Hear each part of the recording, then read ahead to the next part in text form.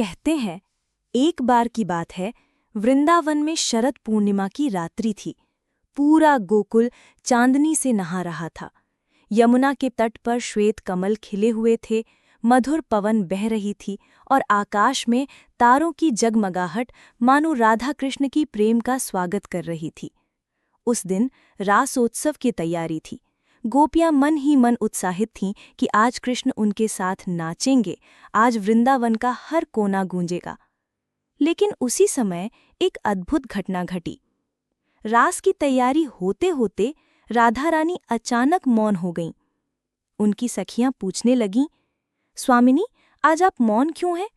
क्या कृष्ण से कोई राग है? क्या उन्होंने कुछ कहा है? राधा मुस्कुराईं पर कुछ न बोलीं। सभी को आश्चर्य हुआ, क्योंकि राधा का मौन होना मानो संपूर्ण ब्रज का मौन हो जाना था। बिना राधा के रास अधूरा था। श्री कृष्ण ने सब देखा।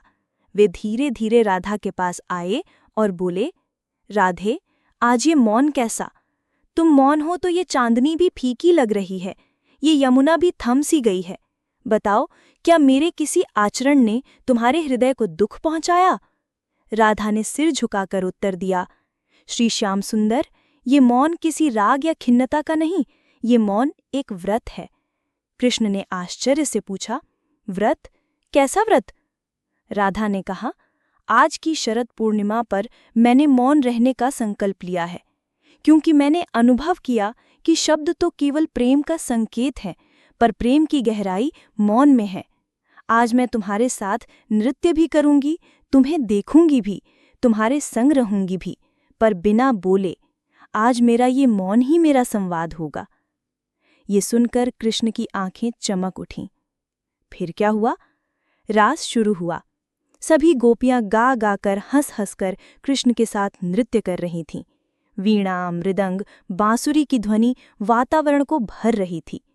लेकिन बीच में थी राधा, पूर्ण मौन में। उनके नृत्य में कोई आडंबर नहीं था, कोई शब्द नहीं था, सिर्फ प्रेम का शुद्ध कंपन। कहते हैं, उस दिन स्वयं चंद्रदेव रुककर देख रहे थे कि प्रेम की पराकाष्ठा कैसी होती है। यहाँ तक कि यमुना का प्रवाह भी धीमा हो गया, ताकि वो इस मौन नृत्य का साक्षी बन सके। रास के बीच अचानक एक दिव्य घटना घटी।